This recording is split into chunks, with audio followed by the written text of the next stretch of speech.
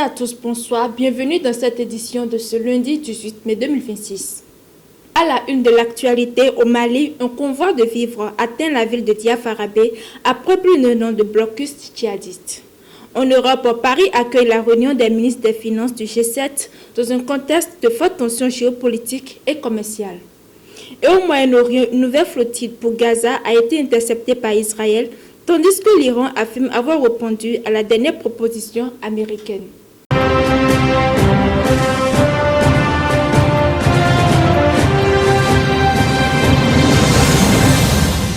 En Afrique, au Mali, un convoi de vivres a réussi à atteindre la ville de Diafarabé, dans le centre du pays, après plus d'un an de blocus imposé par les djihadistes du Nîmes affiliés à Al-Qaïda. Escortés par l'armée malienne, plusieurs camions transportant du riz, du mil et de l'huile sont arrivés ce week-end dans cette localité isolée. Les habitants ont accueilli le convoi avec émotion, certains affirmant se sentir maliens à nouveau. Malgré cette opération, le blocus n'est pas totalement levé. Pendant la saison des pluies, les groupes djihadistes continuent de contrôler les principaux axes fluviaux de la région. Les populations locales réclament désormais des mesures plus fortes pour mettre fin définitivement à l'embargo imposé à la ville. Paris accueille ce lundi la réunion des ministres des Finances du G7. Pendant 2 jours, les représentants des grandes puissances économiques doivent discuter des conséquences du conflit au Moyen-Orient, des tensions commerciales mondiales ainsi que de la dépendance aux minerais critiques chinois. La France, qui assure actuellement la présidence tout le long du G7, souhaite faire de cette rencontre une vitrine du multilatéralisme malgré les divergences de plus en plus marquées entre les membres du groupe. Parmi les sujets les plus sensibles figure la situation dans le détroit d'Ormuz, essentiel au transport mondial d'hydrocarbures.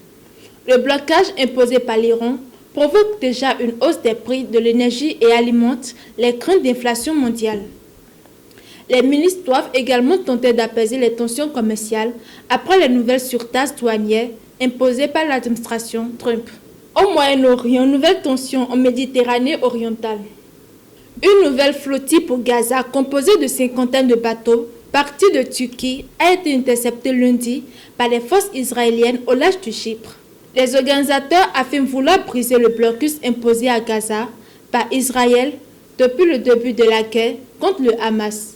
Israël défend de son côté la légalité de son blocus naval et accuse certains groupes présents dans la flottille de soutenir des organisations terroristes.